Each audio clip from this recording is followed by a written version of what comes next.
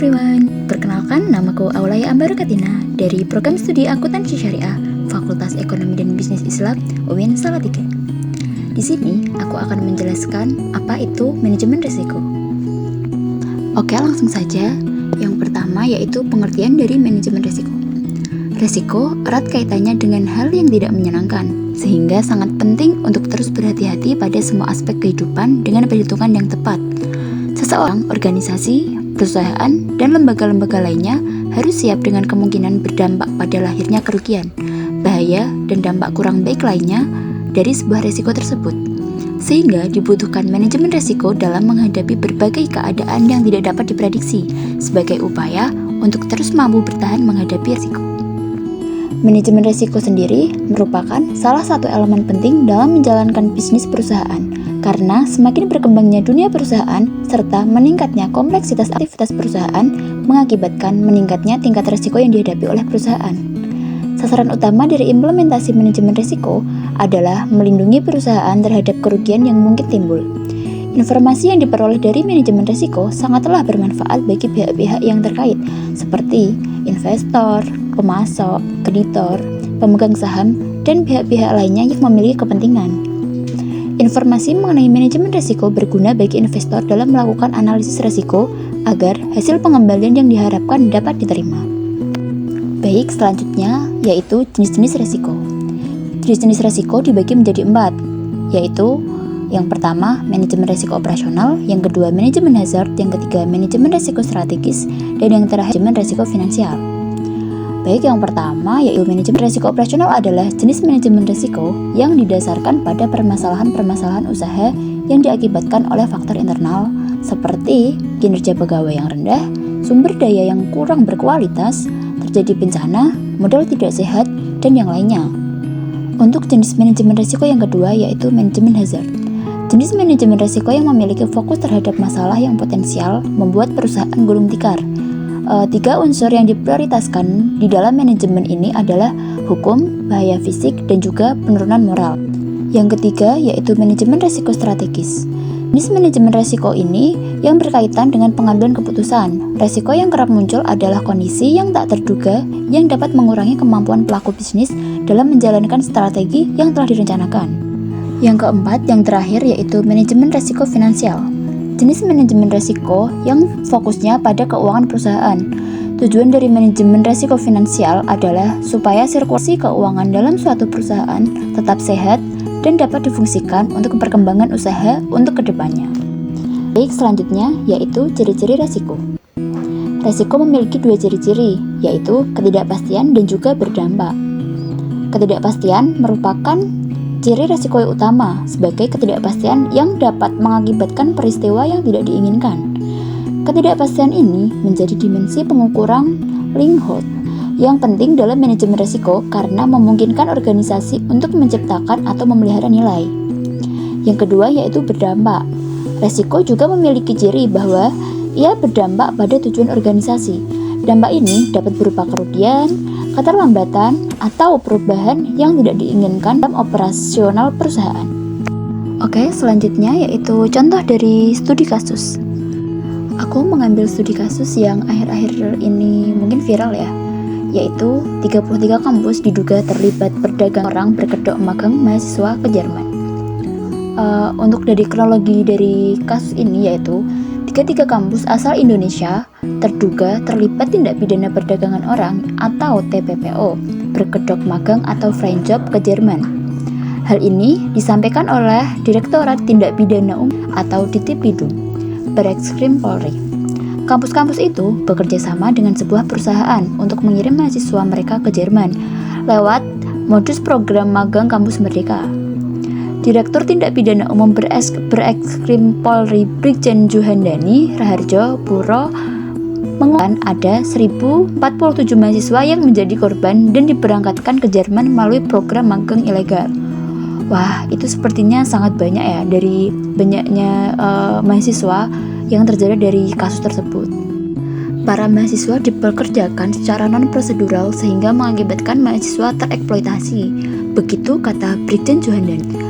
Sebanyak 1047 mahasiswa ini terbagi ke 3 agen tenaga kerja di Jerman. para mahasiswa mendapat sosialisasi dari CV, Gen, dan PT SHB. Mereka dibebankan biaya pendaftaran sebesar 150.000 dan membayar 150 euro untuk membuat LOA atau Letter of Acceptance. Para mahasiswa juga harus membayar dana talangan sebesar 30 juta sampai 50 juta. Begitu kata Juhandani. Dana talangan itu nantinya dipotong dari penerimaan gaji setiap bulan dari mahasiswa magang tersebut. Lalu, setibanya di Jerman, para mahasiswa diberikan surat kontrak kerja oleh PT SHB untuk didaftarkan ke Kementerian Tenaga Kerja Jerman dalam bentuk bahasa Jerman yang tidak dipahami. Jadi, para mahasiswa magang dari Indonesia tadi diberikan surat kontrak kerja tapi dalam bentuk bahasa Jerman. Makanya dari mahasiswa-mahasiswa Indonesia itu tidak mengerti apa isi dari surat tersebut.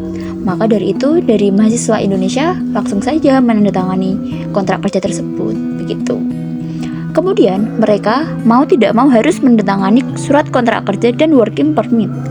Para korban diminta untuk menjalankan fair job dalam waktu 3 bulan, mulai dari 2023 sampai dengan Desember 2023. Wah, itu dari Oktober, November, Desember.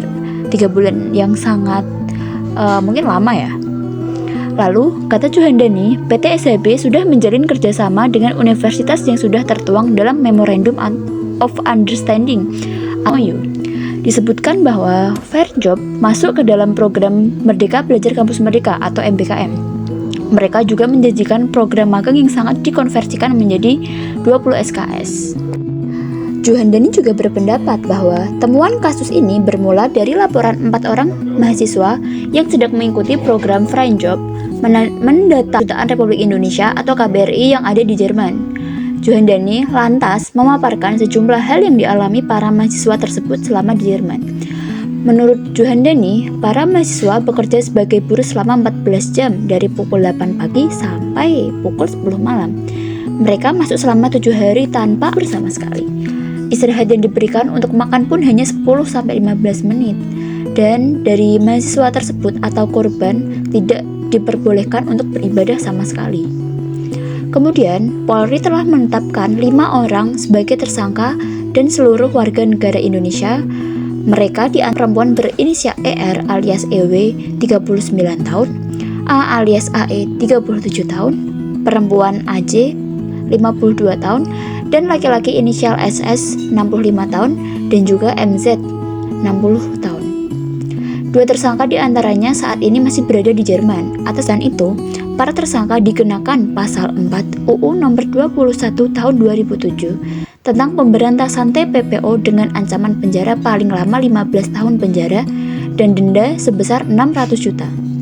Kemudian, pasal 81 UU nomor 17 tahun 2017 tentang perlindungan pekerja migran Indonesia dengan ancaman pidana paling lama 10 tahun dan pidana denda paling banyak. Oke, setelah kita lihat dari kasus tersebut tadi, aku punya 3 solusi dari kasus tersebut. Yang pertama, solusi bagi mahasiswa sendiri, yaitu mungkin mahasiswa sebaiknya mencari informasi atau sumber yang valid dan dapat dipertanggungjawabkan. Dari mahasiswa lebih mencari informasi tentang kegiatan Kampus Merdeka yang lebih terpercaya lagi, sehingga tidak menyebabkan kejadian tersebut dapat terulang kembali. Yang kedua yaitu solusi bagi kampus atau universitas yang terkait. Tadi kan ada 33 kampus ya, itu kan sangat. Nah, mungkin dari pihak kampus atau universitas terkait agar lebih ketat lagi jika akan melepaskan mahasiswa apalagi ke luar negeri, dengan cara mungkin semisal jika mahasiswa ada yang mau meminta surat rekomendasi dari kampus, itu juga dari mahasiswa lebih ditelusuri lagi apakah program yang diadakan program magang tersebut sudah sesuai atau sudah jelas atau belum. Yang ketiga yaitu memperketat perizinan untuk warga Indonesia untuk akses ke luar negara. Nah, ini juga bisa semisal dari Menteri Luar Negeri atau Menteri Dalam Negeri Indonesia itu kan bisa memperketat lagi, semisal kalau mau mengantar atau memberikan izin keluar mahasiswa untuk ke luar negeri. Oke, baik, yang terakhir yaitu kesimpulan. Mungkin dari beberapa pengertian teori mulai dari pengertian manajemen resiko, mulai dari jenis-jenis resiko, mulai dari ciri-ciri resiko, mulai dari apa itu tadi, ada studi kasus dan juga solusi yang aku berikan. Mungkin di sini aku akan menyimpulkan dari apa yang udah aku cantumkan tadi di atas. Oke, dari kasus yang udah aku cantumkan di atas, aku menyimpulkan bahwa pentingnya memanajemen resiko yang baik. Karena bisa dilihat dari kasus tersebut, baik dari kampus atau kedutaan Indonesia kecolongan melepas mahasiswa berkedok magang. Padahal realitanya dipekerjakan di jenis manajemen resikonya. Menurut aku, manajemen resiko dari kasus tersebut termasuk ke jenis manajemen resiko strategis karena berkaitan dengan keputusan yang diperoleh, baik keputusan dari mahasiswa sendiri, baik keputusan dari universitas maupun keputusan dari kedutaan Indonesia. Begitu. Oke, baik, mungkin itu saja yang dapat aku sampaikan mengenai manajemen resiko. Semoga dari apa yang udah aku paparkan sedikit materi tadi bisa bermanfaat bagi teman-teman semua ya. Oke, see you. Wassalamualaikum warahmatullahi wabarakatuh.